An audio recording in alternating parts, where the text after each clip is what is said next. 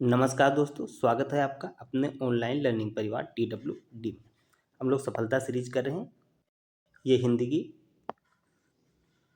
Chapter first की second class है। पहली क्लास में हमने डिस्कस किया फर्स्ट चैप्टर के MCQ टाइप क्वेश्चन। हमने MCQ टाइप क्वेश्चन डिस्कस कर लिए हैं। आज जो क्लास सेकेंड है इस पर हम डिस्कस करेंगे इसके फर्स्ट चैप्टर के क्वेश्चन आंसर टाइप के क्वेश्चन।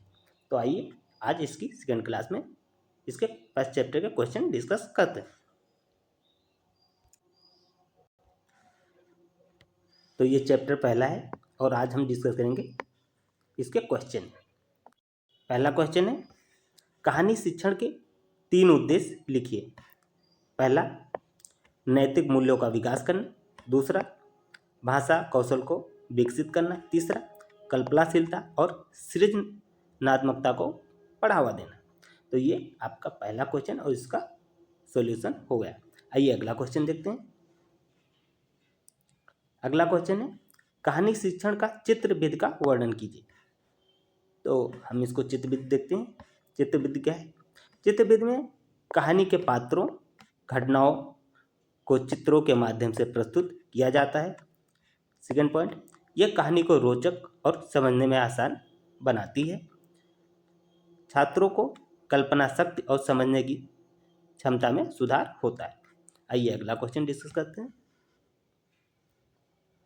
अगला क्वेश्चन, कहानी एवं लोक कथा में अंतर बताइए। कहानी, सबसे पहले हम कहानी देखते हैं। कहानी क्या होती है?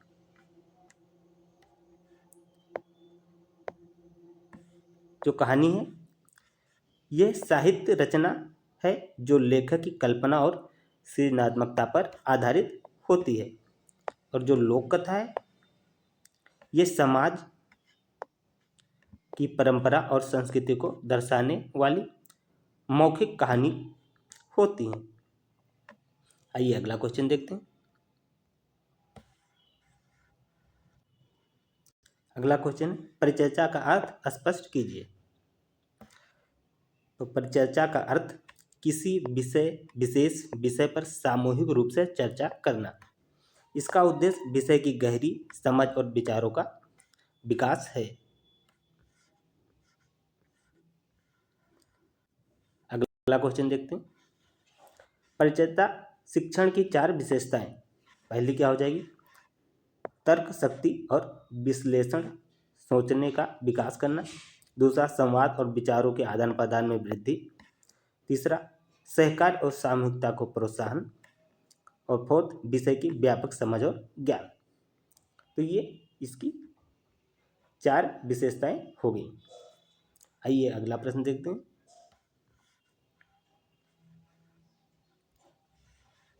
कहानी रचना शिक्षण के दृष्टिकोण से कहानियों को कितने वर्गों में विभाजित किया जा सकता है? वर्णन कीजिए। कहानी रचना शिक्षण के दृष्टिकोण से कहानियों को 3 वर्गों में विभाजित किया जा सकता है। पहला क्या हो जाएगा? आदर्शवादी कहानी हो जाएंगी। पहला हो जाएगा आदर्शवादी कहानी। ये आपका हो जाएगा पहला आदर्शवादी कहानी।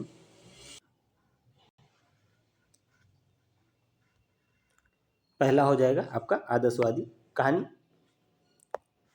नैतिकता और प्रेरणा पर आधारित होती हैं। उदाहरण जैसे पंचतंत्र की कथा होता है, जातक कथाएं होती हैं। ये क्या होती हैं? आदर्श कहानियां होती है, नैतिकता को बढ़ावा देती है, प्रेरणा देती हैं। अगला हो जाएगा आपका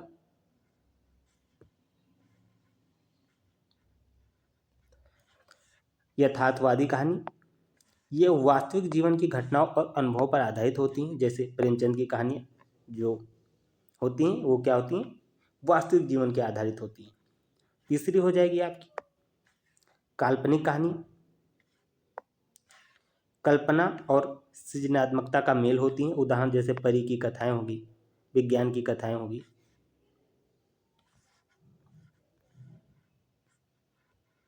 आइए अगला प्रश्न देखते हैं।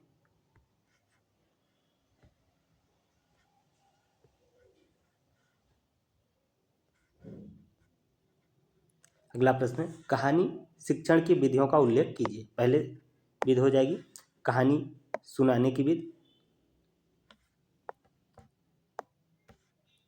शिक्षक कहानी को रोचक अंदाज में सुनाता है। इसमें क्या करता है शिक्षक? रोचक अंदाज में कहानी सुनाता है। अगला हो जाएगा चित्र विधि। इसमें क्या करते हैं कि चित्रों के माध्यम से कहानी को समझाया जाता है। जैसे चित्र दिखा दिया जाता है और उसके माध्यम से कहानी को समझाया जाता है। अगली विधि हो जाएगी आपकी नाटक विधि।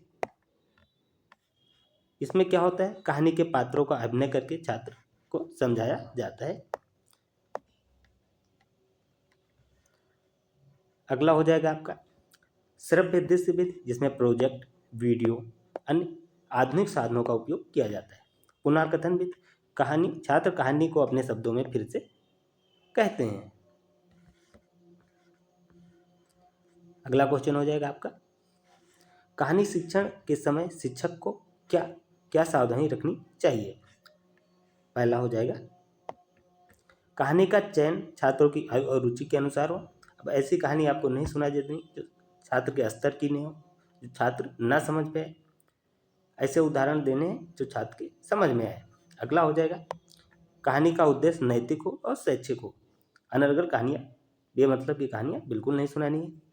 अगला हो जाएगा सरल भाषा, सरल, स्पष्ट और प्रभावी हो, जो बच्चों को समझ में आए, बच्चों के स्तर के हिसाब से और क्लियर कहानी हो। अगला हो जाएगा कहानी सुनाते के समय शिक्षक को उत्साह और सजीवता बनाए रखनी चाहिए। अगला हो जाएगा कहानी के अंत में छात्रों के साथ विचार विमर्श करना चाहिए कि इस कहानी से क्या शिक्षा मिलती है, इस कहानी में कौन सा पात्र आपको अच्छा लगा, इस टाइप का डिस्कशन होना चाहिए।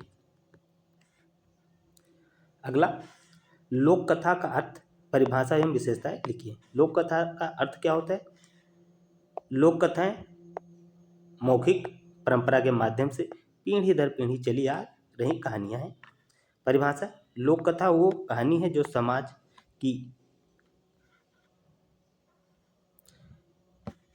की परंपराओं, संस्कृति और जीवन शैली का प्रतिनिधित्व करती हैं। इसकी विशेषताएं देख लेते हैं।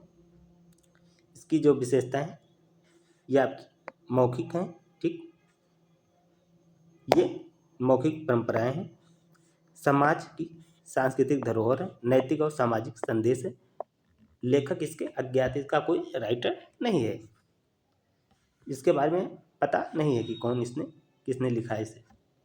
ये अगला प्रश्न, परिचर्चा की आवश्यकता एवं महत्व लिखिए।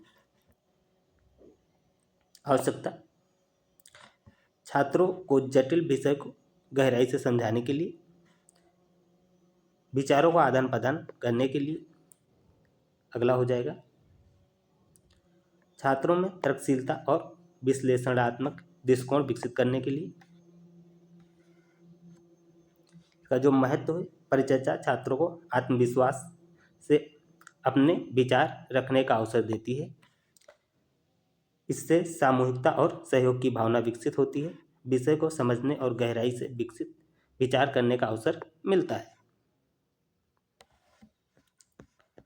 तो ये रही आपकी क्लास, जिसमें हमने chapter first question answer discuss किए हैं।